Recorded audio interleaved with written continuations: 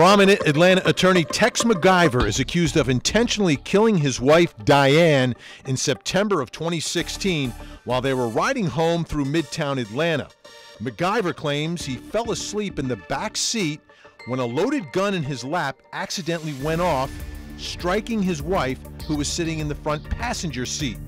Danny Jo Carter, Diane McIver's best friend of 40 years, was driving the SUV that night. She drove the couple to Emory Hospital, where Diane died the next day. In December, about 3 months after the shooting, Fulton County issues a warrant for McIver's arrest. The charges include felony involuntary manslaughter. McIver turned himself in later that night, but was free on bond just 2 days later. Things change on April 14, 2017, when police find a gun in McIver's Buckhead apartment, a violation of the terms of his bond. Later that month, McIver is indicted on new upgraded charges, including malice murder, felony murder, and witness tampering involving Danny Jo Carter, the woman who was driving the SUV. Judge Robert McBurney is presiding over the case in Fulton County Superior Court. He denied bond to McIver once the murder charge was announced, but a few months later, in October of 2017, set bond at $750,000.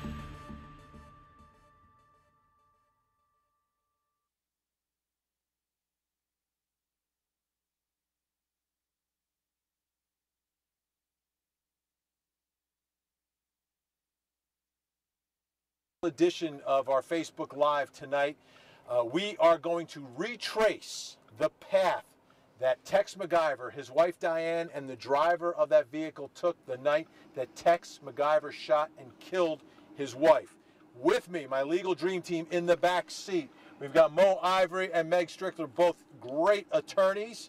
They do a lot of criminal defense work. Joe Flo is working the camera for us in the passenger seat, and I'll be driving. Now, what we're going to do is take you where they went that night and where the gun went off and what the neighborhood is like, because there's going to be a lot of testimony in this case about why Tex McIver went into the console of his car and had his wife take out the gun and hand it to him in the back seat. So there's going to be a lot of issues involving the neighborhood. What kind of neighborhood was it? Should he have been scared? Should he not have been scared? So we're going to do that for you right now, and we're going to begin by going on the connector. For those of you not from Atlanta, the connector takes a whole bunch of highways and squeezes them together as it goes through Atlanta. And what happened that night is they were on the highway on the connector coming back from a day playing golf out in Putnam County. They stopped for dinner, and then it was about 10:40 at night, 10:30 at night when all of this happened. So it's late night on a Sunday coming back from golfing. In the passenger, in the driver's seat is Danny Jo Carter, who is Diane McIver's great friend of more than 3 decades. In the passenger seat, where Joe Flo is with the camera tonight, that's where Diane McIver was. And where my dream team is tonight, that's where Tex McIver was, in the back seat. So let's start to retrace what happened that night, and we're going to begin by getting on the connector. And dream team, you guys know Atlanta actually better than I do. So your input will be greatly appreciated tonight. So as we come down here to the connector, it's a Sunday night and there was traffic. Is that unusual? No, not at all. There could have been a game or something that went down at Georgia World Congress Center. There's all kinds of reasons. An accident. Sure. Coming 20 west, heading into the city, and they run into traffic, and they're about to get on this very highway right here and then take an exit off on Edgewood Avenue. All right, as we drive tonight, it looks like we probably have a little bit of traffic, as you all can see out our front windshield. So Edgewood Avenue, that's what you see coming up here. That's the exit that they take, the Edgewood Avenue exit. And apparently what was happening that night... Vinny, if I could point out, the irony is that they could have taken Piedmont Avenue right there, that's a HOV lane, and that would have taken them a more direct shot. So Waze, clearly, according to the testimony that they're going to hear, is that they were using Waze, but Waze didn't know about that HOV exit. That would have been a more straight shot. Or on Waze, the exit off of Edgewood Avenue was the fastest, least trafficked. Correct. Now, is this Edgewood up here? Yes, it is. Yes, all right, so as we come up here, and again, remember, he takes out his gun because he doesn't like the neighborhood that he's in. So let's keep an eye on what's happening. Yeah, I think we have a person out here. We do have a person. So we better get that gun out. Well, I don't think we need it. I don't think we need a gun out.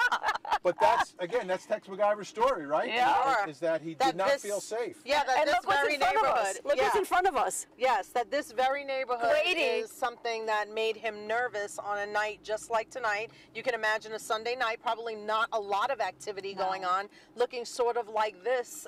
It's September. It's a Sunday in September. It's a Sunday in September. Mo, you live in this area, right? Yes, I live Describe this neighborhood for us. You know, this is a historically black district where you find a historic, because Dr. Martin Luther King Center is here, and Ebenezer Baptist Church, and a lot of activity down here, and it has been in recent years gentrifying massively, so it's been diversifying in great numbers. So while it used to be an urban center, it's now becoming a very mixed community. Yeah.